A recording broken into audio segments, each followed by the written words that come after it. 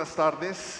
Primero que nada quiero agradecer de todo corazón, querido Ricardo, por la invitación a participar como moderador en esta mesa, pero sobre todo celebrar y felicitarte por esta iniciativa y, por supuesto, saludar a la querida María Laura con todo cariño.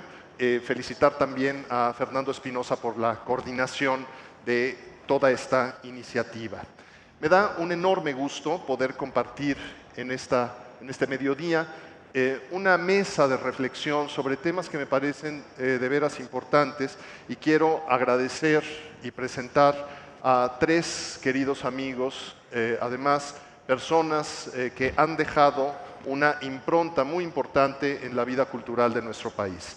María Teresa Franco, quien desde la economía y la historia en su formación ha tenido una trayectoria notabilísima, encabezando por 2 ocasiones el Instituto Nacional de Antropología e Historia y además el Instituto Nacional de Bellas Artes. Javier García Diego, quien es expresidente del Colegio de México, miembro de la Academia Mexicana de la Historia, del Colegio Nacional, del Seminario de Cultura Mexicana y actualmente director de la Capilla Alfonsina. Yo digo que es el recinto de nuestro propio Alfonso el Sabio.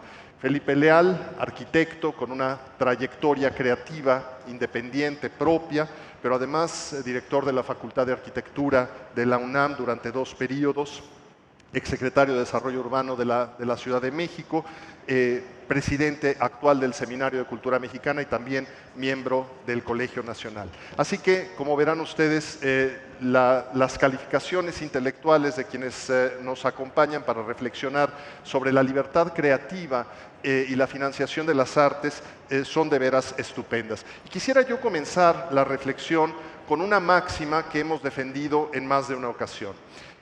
Existe un edificio emblemático en Viena de la ruptura de una tradición y al mismo tiempo del avance en las artes. Se conoce como la Secesión, el movimiento de gran ruptura de finales del siglo XIX que dio frutos por doquier en Europa y en el continente americano. En Viena se conoce como la Secesión. Y ahí, en el pórtico de ese formidable edificio, hay una máxima que Ludwig Heberschi mandó colocar, que dice: a cada tiempo su arte y a cada arte su libertad. Me parece que sin duda la financiación de las artes y la libertad creativa tienen que ver también con un espíritu del tiempo. Y como bien ha dicho Ricardo Salinas, la inconformidad, la rebeldía, pero también la acción, la innovación, es lo que permite el avance, incluido, por supuesto, en el panorama artístico.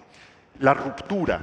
Entonces yo quisiera comenzar por preguntar a María Teresa Franco, incitarla a sus reflexiones, dada su experiencia al frente de instituciones públicas que podemos considerar algunas de ellas necesarias o incluso indispensables, a reflexionar un poco en torno a este binomio de financiación pública, financiación privada, con los riesgos inherentes de pérdida de libertad, e incluso si podemos entrar a alguna reflexión sobre la necesidad de una buena política fiscal para lograr una financiación de las artes. Tere, por favor.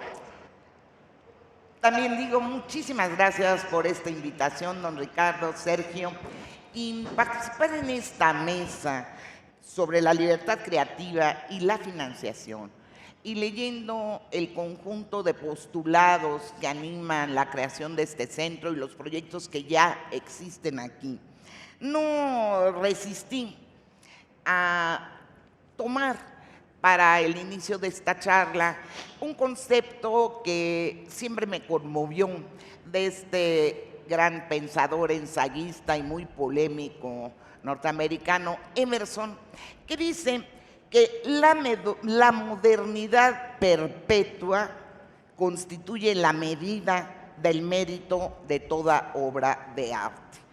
¿Y por qué traigo esto a colación? Por lo que he estado escuchando esta sesión larga que disfrutamos tanto y que nos antecedió, y porque ese concepto de modernidad alude a los procesos intelectuales, políticos, sociales que surgen del Renacimiento y que en esencia tratan de oponer la lógica y la razón a la práctica de autoritarismo y a la asunción acrítica de las tradiciones.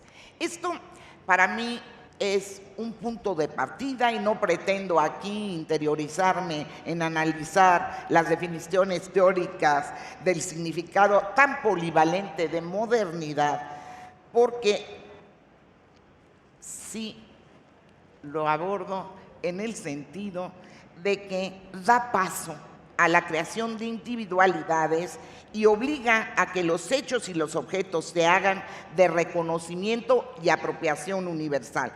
Y por tanto, la modernidad implica una actualización permanente.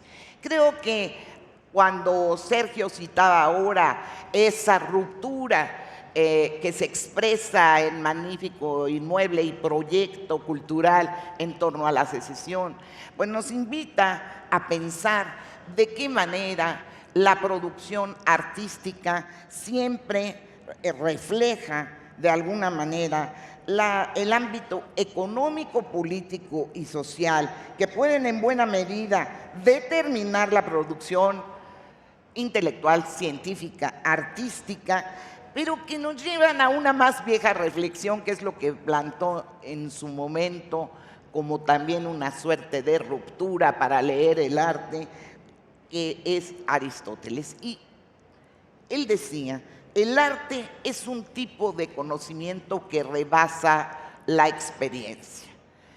Esto, que es un concepto complejísimo, nos lleva a tratar de leer ¿qué puede ser realmente una forma de estimulación a lo que es la actividad artística vista esta desde la perspectiva de una política de Estado?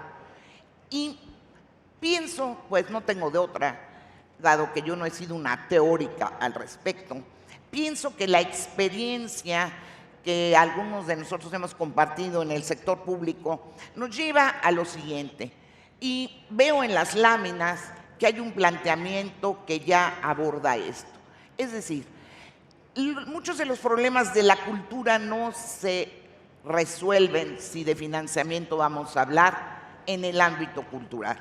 No es posible pensar en lo que podría ser una promoción del arte si no se aborda el problema educativo y si no vemos el conjunto de las políticas que pueden ayudar.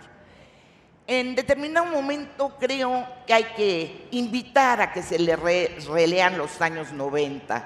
Hubo una intención de que las políticas públicas fueran de alguna manera muy articuladas y en ese momento se tomó, no obstante, la decisión de que el sector cultura tuviera un estatuto nuevo que le daba mayor autonomía y que dentro de una de las vertientes de esta autonomía se convocara a prácticamente todos los actores, iniciativa privada, grupos diversos de la sociedad civil, de profesionales, de grupos de carácter comunitario, de organizaciones de protesta también, a contribuir a generar un espacio que, vía la articulación de políticas públicas, pudiera ayudar al financiamiento. Una de las creaciones fue el Fondo Nacional para la Cultura y las Artes, que acaba de ser extinguido el año pasado y que revierte esta tendencia. Por tanto, yo creo que en términos de la política pública, independientemente de este golpe a un modelo muy convocante que permitía flexibilidad, incorporación de muchísimos actores, no únicamente para la financiación, sino para la definición de proyectos, y que a él se sumó el Sistema Nacional de Creadores de Arte, tiene que ser de alguna suerte, por un lado, revertido y por otro lado, ejemplificar lo que significa destruir instituciones sin evaluarlas y sin tener un proyecto alterno. Pese al enorme esfuerzo de la Secretaría de Cultura para mantener esto ya subsumido claramente dentro de un esquema de administración pública, sí podemos revisar qué incentivos ha habido, ¿no? Perfecto. Perdón, quería seguir. No, porque por ya lo yo creo que pronto, vamos ¿no? a entrar la idea a un lo poco, concreto. después de las reflexiones iniciales de cada quien, es también poder entablar un poco de diálogo. Y le preguntaría yo a Javier García Diego, con su experiencia y su conocimiento de gran historiador y de hombre de cultura, bueno, ¿cuál es esta trayectoria de las instituciones culturales en nuestro país, particularmente? Podríamos hablar un poco más de los últimos 100 años, quizá Justo Sierra, el Ateneo de la Juventud, etcétera. Pero yo tengo por ahí una inquietud muy fuerte que hemos compartido, no la voy a adelantar, en torno al centenario de la Secretaría de Educación Pública, que justamente se conmemora este año, pero hay una terrible, pues sí lo voy a tener que adelantar, porque si no va a parecer que estoy siendo torpe. Hay una terrible escisión entre la parte educativa y la cultural. Javier, por favor. Gracias, Sergio. Buenas tardes o buenos días a todos, a todas. De verdad muy emocionado, muy agradecido por la invitación, Sergio, participar con queridos colegas y amigos, tener la oportunidad de haber escuchado la mesa anterior, también con colegas muy admirados, y bueno, conocer el Centro Salinas, de verdad es de aplaudirse, hay mucho que dar y esperamos ver frutos prontos. Yo voy a participar aquí en mi calidad de historiador y estoy convencido de que la libertad, la democracia de la mesa anterior, el arte y la cultura están determinados siempre por ciertas circunstancias históricas. No es un proceso evolutivo, lineal, hay adelantos, hay retrocesos, pero siempre el arte y la cultura están determinados por su coordenada histórica. En ese sentido, voy a intervenir con esta perspectiva de historiador y me voy a circunscribir a México. No se asusten, no me voy a remontar a la Grecia clásica ni al Renacimiento, tampoco me voy a remontar a toda la historia de México. Uno podría decir que en términos culturales hubo un arte y una cultura en periodo prehispánico, es parte fundamental de nuestra historia, ¿sí? Lo hubo también en el periodo colonial con ciertas coincidencias. Eran arte y cultura determinados por la religión.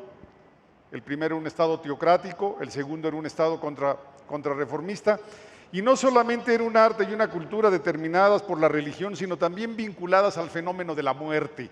Tanto el arte prehispánico como el arte religioso, periodo colonial, eran sobre todo vinculados a la muerte y también a ciertos principios iconológicos, representación de santos y demás. Siglo XVIII mexicano, hubo una mejoría en términos de libertad con la Ilustración. Hubo un mayor margen de libertad, pero luego vino el siglo XIX. Los primeros 7 decenios, convulsión permanente, pobreza pública y privada, y solamente en los últimos años, lo que conocemos como el Porfiriato, el país logró ganancias económicas, una cierta estabilidad económica y una considerable estabilidad política. Se hicieron los primeros avances en materia educativa y en materia cultural. Sin embargo, son ciertamente tardíos, sobre todo si los comparamos con otros países. Por ejemplo, ya se refería a ello Sergio Vela. En 1905 creamos por primera vez una Secretaría de Instrucción Pública en México, 80 años después de haber alcanzado la independencia. Cuando de repente se habla de las taras, de las deficiencias que tiene el sistema educativo en México, se habla de los sindicatos, se habla de la incapacidad de los profesores y no consideramos, ¿sí?, la tardanza que tuvimos en considerar a la instrucción pública como una prioridad nacional. Hasta 1905 lo hicimos gracias a Justo Sierra. La Universidad Nacional, 1910, para ese momento, principios del siglo XX, hay países que llevaban ya 8 siglos de experiencia universitaria, para decirlo menos. La creación del Palacio de Bellas Artes. la erección del palacio, interrumpida por la revolución. Entonces, ¿qué experiencia nos deja el porfiriato? Primero que todo, el arte y la cultura no florecen en ausencia de libertad. Un gobierno autoritario no es un gobierno, digamos, que propicie el arte y la cultura. Segundo, se requiere innovación, que no era la característica de ese sistema. Y tercero, juventud. El arte, las innovaciones artísticas van vinculadas a los jóvenes y por eso es muy importante la creación en 1909 del Ateneo de la Juventud. Ahora bien, el verdadero parteaguas en nuestra historia educativa y en nuestra historia cultural es la Revolución Mexicana.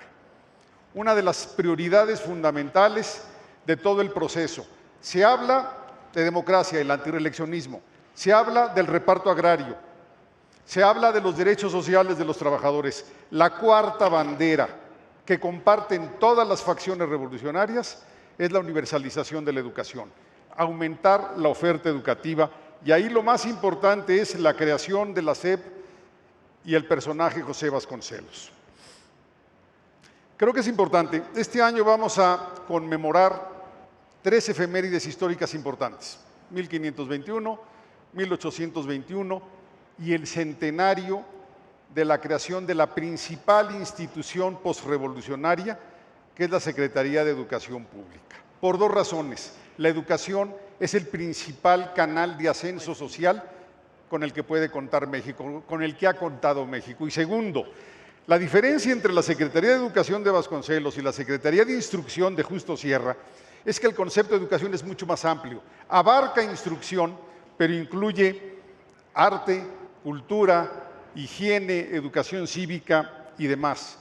No era una secretaría con grandes presupuestos, era una secretaría con libertad y era una secretaría con talento. De entonces surge, por ejemplo, el muralismo. El muralismo es un acto de creatividad, pero es un arte barato. Se disponía de paredes en los edificios públicos, se les dio libertad a los artistas. Surge la novela de la Revolución, Martín Luis, Mariano Azuela. Surge la poesía cívica. Por cierto, también se va a conmemorar este año el centenario de la muerte de Ramón López Velarde, el principal poeta de la primera mitad del siglo XX y tal vez de toda la historia nacional, que inició esta corriente de la poesía cívica. La música nacionalista, tema con el que no quiero aquí desviarme. Y bueno, la característica fundamental de ese arte es que la revolución era la coordenada histórica distintiva y el pueblo participa como actor y como protagonista. También son años de acercamiento a Latinoamérica y hay un gran canal de difusión, porque para el arte y la cultura se requieren canales de difusión. En este caso, la radio es el primero que nos puede servir para ello. Después me brinco al periodo cardenista, donde el arte y la cultura revolucionaria, el nacionalismo revolucionario, se exacerban, se radicalizan en exceso.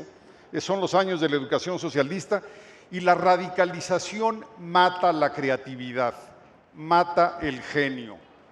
La cultura, el pensamiento y el arte del periodo cardenista definitivamente son un retroceso, son chatos, son pobres. Repito, el radicalismo no nos ayuda a la creación artística. Después vino el periodo de la modernización, de los 40 en adelante, 40, 50, 60. ¿Cuáles fueron sus coordenadas? Un mayor acercamiento a Estados Unidos, el exilio español, la urbanización, dejamos de ser un país rural para convertirnos en un país urbano, la ruptura en la pintura, el fin del muralismo, la aparición de la literatura moderna. Dejamos atrás la novela de la Revolución y aparecen Alfonso Reyes, Octavio Paz, Carlos Fuentes. Hay un distanciamiento de la Revolución y sus medios son la televisión y los suplementos culturales de los periódicos.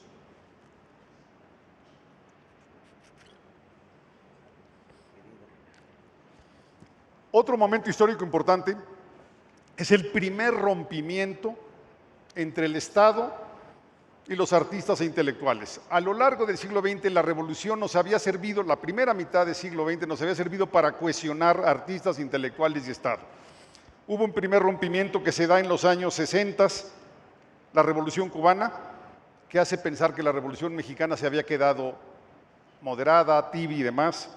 El 68, el caso Orfil en el Fondo de Cultura Económica, el caso Excelsior, en fin, nos queda claro, sí, que el arte, la cultura y la intelectualidad necesitan necesariamente de libertad. Concluyo con finales del siglo XX.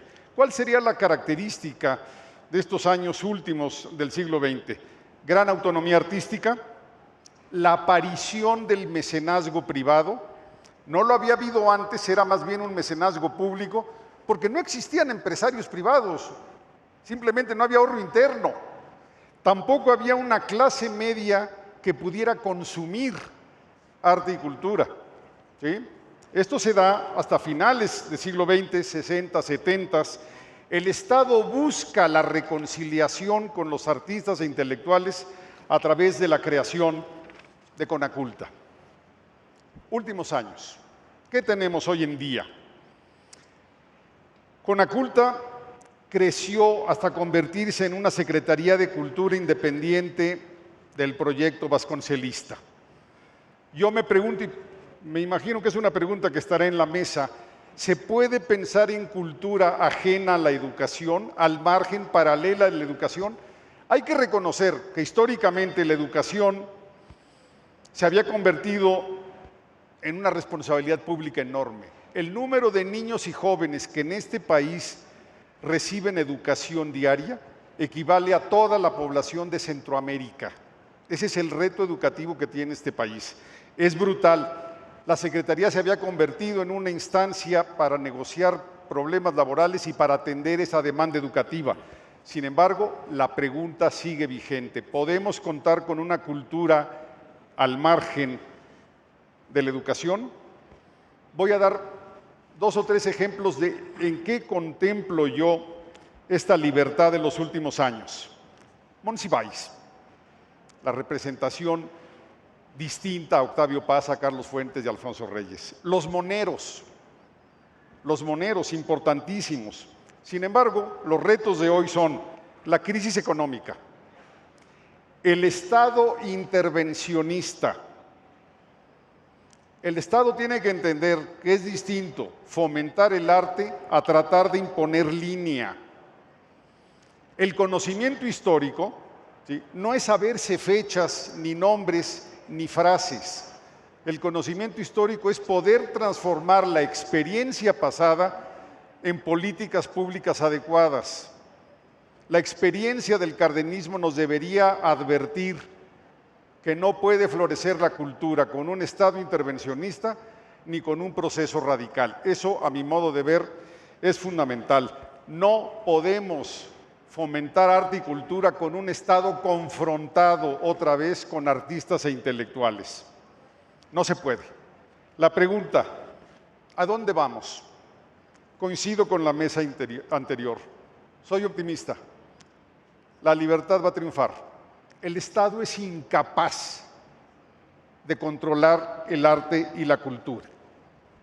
La libertad, el arte, van a terminar por imponerse. Muchas gracias. Gracias, querido Javier.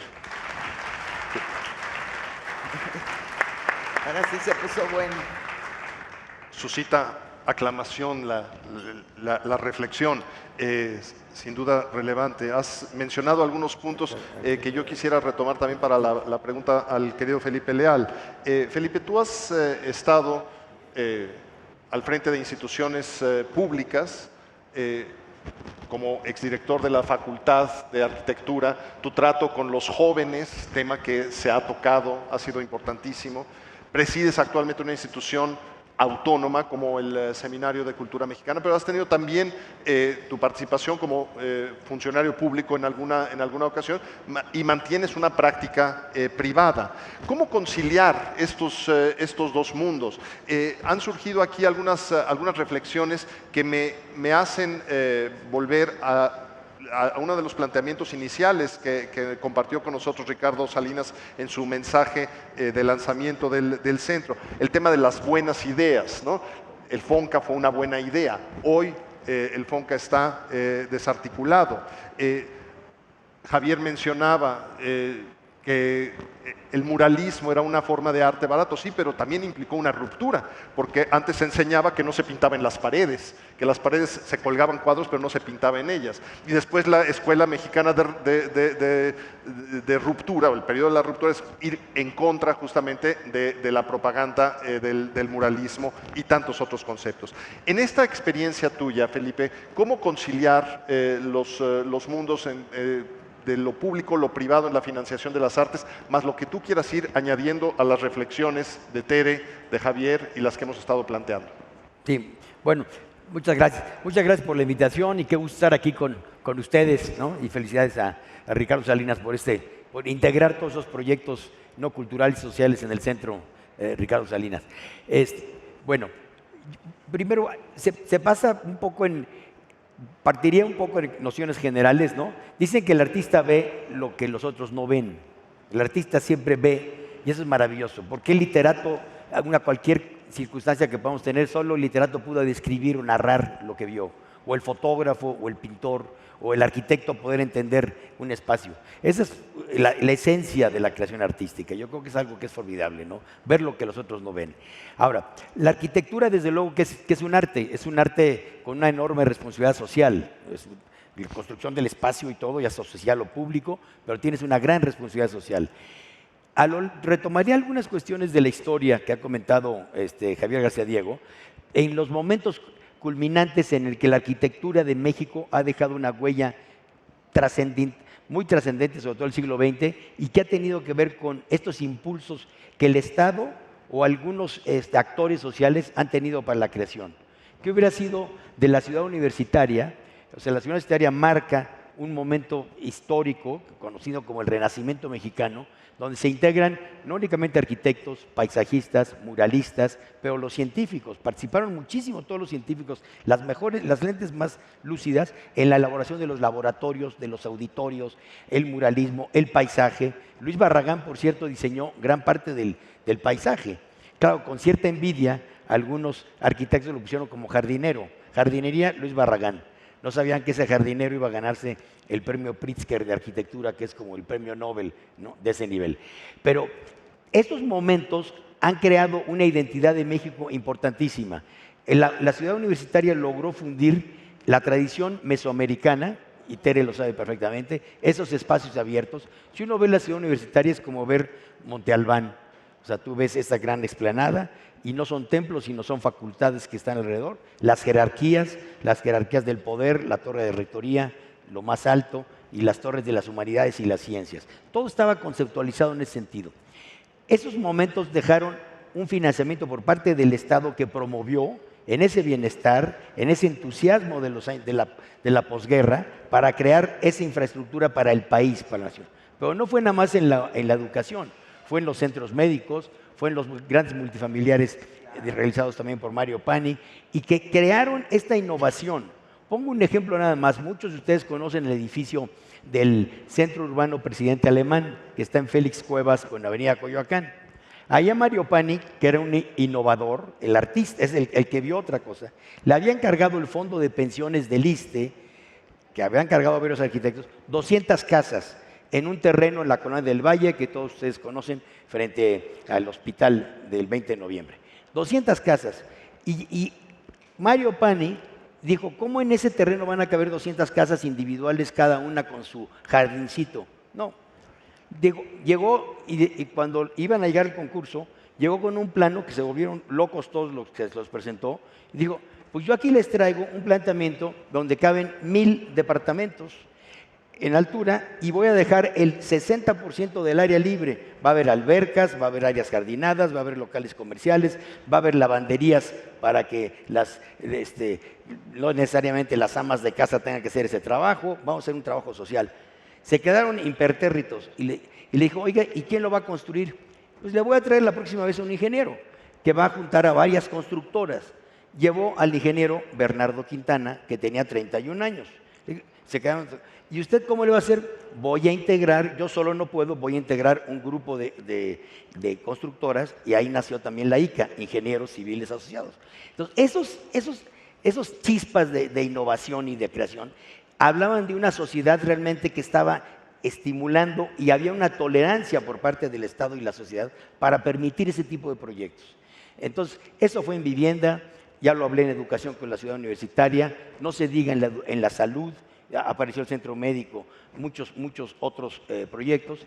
Y otro impulso que le dio a la arquitectura como parte creativa y apoyada por el Estado fueron las Olimpiadas, los Juegos Olímpicos del 68, donde también toda la creatividad y toda la coordinación, en este caso por Pedro Ramírez Vázquez, pero conjuntando a muchísimos arquitectos, para crear nuevas formas. Bueno, Félix Candela haciendo formas, ahí está en todo fueron propuestas, la alberca olímpica con este techo que vemos, el Palacio de los Deportes con esta cubierta, en todo fue una innovación tecnológica en costos y todo. Son retos que el país ha asumido y han sido resultados maravillosos.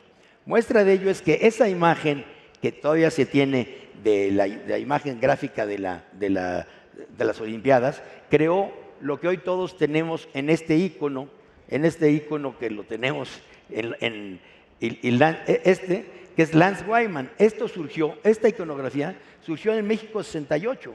La hizo Lance Wyman, que diseñó toda la imagen, contratado precisamente en México, y hoy se está reproduciendo el cuadradito boleado y con la iconografía, supuestamente para que no hubiera idiomas, no ibas a poner el nombre de los deportes abajo, sino con un ícono. Esa innovación del diseño, y poco sabemos, surgió en 68 y hoy lo tenemos, es mundialmente aplicado. Entonces, ¿qué ha habido estos momentos fundamentales entre el diseño, la arquitectura y la creación que me han parecido fundamentales? Ahora, se ha ido desvaneciendo, pocos casos tenemos en la actualidad en que pasó esto, evidentemente, hacia las fundaciones, ha sido gradual. ¿Cómo puede financiarse un arquitecto o innovar en esto? Bueno, sí hay algunos premios de algunas empresas constructoras. Está Holcim, que tiene una serie de becas para cuestiones de biotecnología o cuestiones ambientales, ¿no? Donde menos energía puedes gastar en algún edificio. Sí están los Holcim Awards. Está Cemex también, cuando utiliza su cemento, pero con qué forma se lo puedes utilizar. Entonces sí ha pasado a nivel de las empresas, pero no es un financiamiento tan claro. A nivel de la formación, el FONCA lo tuvo durante muchos años, y eso hay que reconocerlo, o sea, muchísimo, con becas al extranjero, con las becas para los jóvenes, y una innovación enorme. Me ha tocado tener tanto la beca como ser tutor para los jóvenes, y es formidable toda la capacidad de creación. No ha habido hoy financiamiento en ese sentido. Eran los grandes momentos en los cuales se podría crear ello, ¿no? Entonces yo creo que, sin duda, el arte enseña. Hay que romper esta idea de que el arte únicamente es un elemento cuasi decorativo. Es fundamental para entender una sociedad, y el arte educa, el arte enseña, y la arquitectura es una gran lección para poder entender una sociedad. Como está conformada una ciudad, como está conformado un edificio, podemos entender la historia, cómo nos comportamos los seres humanos. Yo me acuerdo que Teodoro González de León decía, pues, ¿cómo quieren que tengamos una ciudad ordenada si somos una sociedad desordenada? Solo las sociedades ordenadas hacen ciudades ordenadas. Entonces no esperen una ciudad ordenada. Primero, ordenémonos como sociedad para poder tener físicamente esa expresión en la ciudad. Muchísimas gracias. Gracias, Felipe.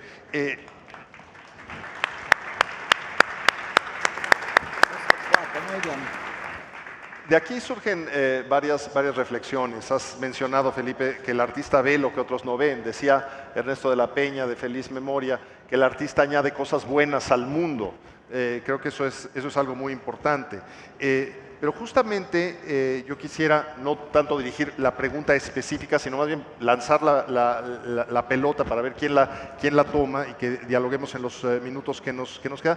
El tema de la escasez de recursos y el tema de la corresponsabilidad. Es decir, frente a la contracción e incluso cierta lamentable ineficacia de las instituciones públicas, hay una gran dependencia de los jóvenes creadores para contar con recursos y están habituados a recibirlos del Estado. Pero por otra parte, el sector privado no está tampoco acostumbrado, en términos generales, al mecenazgo, porque un país con tantas necesidades, tantas carencias, frecuentemente opta por la filantropía. De ahí que una iniciativa como la del Centro Ricardo Salinas Pliego sea tan relevante. ¿Cómo podemos vislumbrar una solución frente a este riesgo de dependencia y al mismo tiempo de pérdida de libertad en un momento en que pareciera que estamos con una tendencia profundamente ideologizada?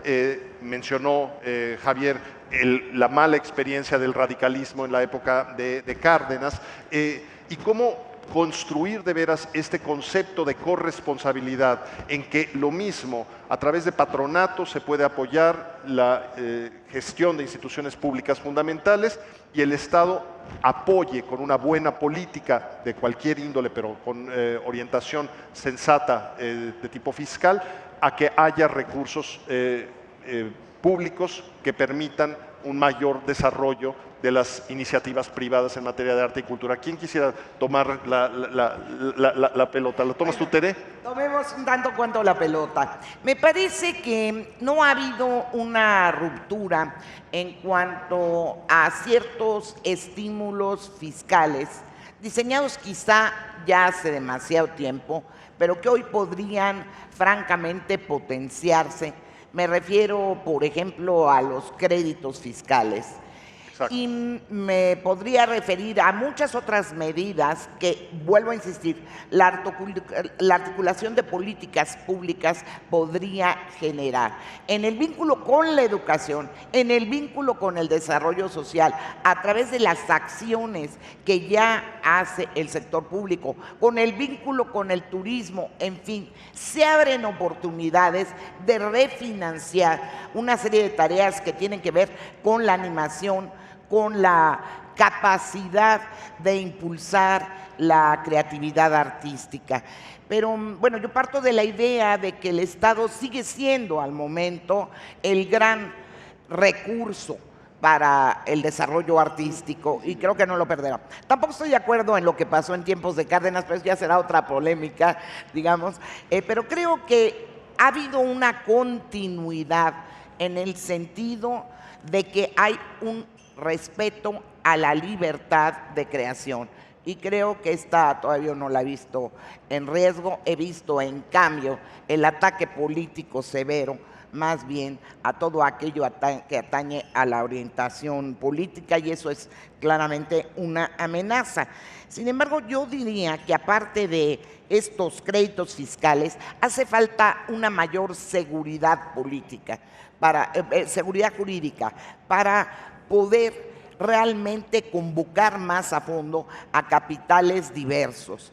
Creo también que aunado a ello, debería por parte del sector privado haber mayor capacidad para generar sinergias, para reunir a las múltiples instituciones que ya existen y para convocar a públicos que podrían ser parte de de un sistema de contribuciones que no han sido los clásicos, ni el gran empresariado y demás. Me parece que ya hay una tarea muy importante en términos de pensar lo que pudieran llegar a ser estímulos no dependientes directamente del gobierno. Creo también que ha habido una disminución de los apoyos para todo lo que es las nuevas tecnologías de parte, lamentablemente, del sector público, a la vez que crece la posibilidad de apoyar las industrias culturales. Ahí no escapamos tampoco a cuál es la visión internacional que se tiene de la creación artística. Y vuelvo a insistir, no es tan sencillo desvincular los procesos. Ese tema que tocó Javier, enfatizando la necesidad que educación y cultura se articulen, no es una cuestión de cómo están organizadas administrativamente, abre también una enorme cantidad de posibilidades. El vínculo de lo que es la propuesta artística, la relectura del espacio, crea también un campo de acción en lo que es la protección de la naturaleza. Es decir, esto está visto hace ya veintenas de años, ¿no? No puede haber la idea del auspicio de la creación, del cuidado de ese patrimonio artístico, sin percibir que es un proceso integral. Yo no he visto muchas propuestas, me puse a revisar un poquito, de parte de las asociaciones civiles de las empresas con respecto a mayores estímulos fiscales. Yo creo que aquí se requiere realmente hacer una propuesta fuerte. Y por otro lado, Sergio lo planteaba, o eso quise yo leer, se requiere mucha mayor fuerza para contrastar, digamos, lo que Javier llamó el estatismo, en el que yo no creo, pero sí creo en el poder público, en la responsabilidad social, sí creo en que el arte para esto va a ser en la posibilidad de caminar terrenos juntos y de buscar coinversión. Creo que hay un campo muy fértil para ello y estamos detenidos y no debemos depender en un momento dado de cuál es la circunstancia política específica en la que estamos, sino dar el paso adelante en el sentido de innovar. No creo que se pueda plantear el arte sin innovación, no creo que la innovación sea posible sin las tradiciones, y si leemos a este país riquísimo en artistas, riquísimos en patrimonio artístico y cultural, veremos que hay en México una enorme cantidad de saberes. Igual podemos contrastar el muralismo posrevolucionario con el gran mural mesoamericano, da lo mismo si es Teotihuacán, las grandes propuestas arquitectónicas. Este país tiene experiencia. No se puede leer tampoco el patrimonio virreinal sin el saber artístico, técnico y científico que tenían las comunidades. No es posible imaginar esa reconstrucción tremenda de otro mundo distinto sin esos saberes. Y creo que estamos frente a la alternativa de realmente hacer un diseño nuevo de los estímulos que pediríamos desde el gobierno para una acción más grande de la sociedad civil y de las organizaciones empresariales. Creo que nos falta todavía hacer un planteamiento más sólido de cómo impulsarlo, pues si bien son tiempos de escasez, hay bastante terreno de donde construir si articulamos políticas públicas y políticas privadas. Tenemos poco tiempo, desafortunadamente. El tema evidentemente da para mucho más. Yo le pediría a Javier una última reflexión y después a Felipe para que podamos cerrar esta mesa, que me parece que es el inicio de un largo diálogo que vamos a poder tener aquí en el Centro Ricardo Salinas Pliego. Gracias, Sergio. Bueno, primero que todo yo veo otro riesgo en la actualidad, que es dividir, confrontar, contraponer Estado y sociedad civil. Tenemos que hacer sinergias y sobre todo en el campo del arte y la cultura no podemos prescindir de ninguno de estos dos actores. En la parte artística y cultural, el Estado mexicano es muy fuerte. Sí. Lo ha sido desde 1920, cuando José Vasconcelos creó la Secretaría e hizo del Estado mexicano un actor de la cultura y de la cultura un compromiso del Estado. Esta vez yo no me pasé. Yo nada más los invito a comparar lo que es México con otros países de América Latina en materia de museos, en materia de orquestas, en materia de bibliotecas, etcétera, de editoriales, etcétera. No hay comparación. Entonces, no perdamos la posibilidad de la sinergia. Sin embargo, y con esto concluyo, no solamente me quiero referir a la contraposición Estado-sociedad civil, voy a insistir en la ideologización como riesgo de la cultura. Hoy una de las cartas fuertes es poner el acento en la cultura popular. ¿Qué es eso de la cultura popular? A todos nos gusta la cultura popular mexicana, ¿sí?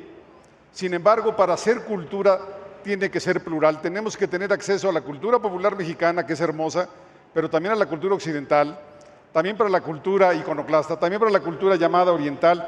Y yo más bien invito a que el concepto de cultura popular se convierta en un concepto de cultura para poder hacer que ciertos sectores de la población que alcanzan millones tengan por primera vez acceso a la cultura. Esa es la cultura popular que yo quisiera, que tengan acceso millones de jóvenes y niños y adultos que todavía no han tenido acceso a la cultura. Y concluyo con algo muy breve.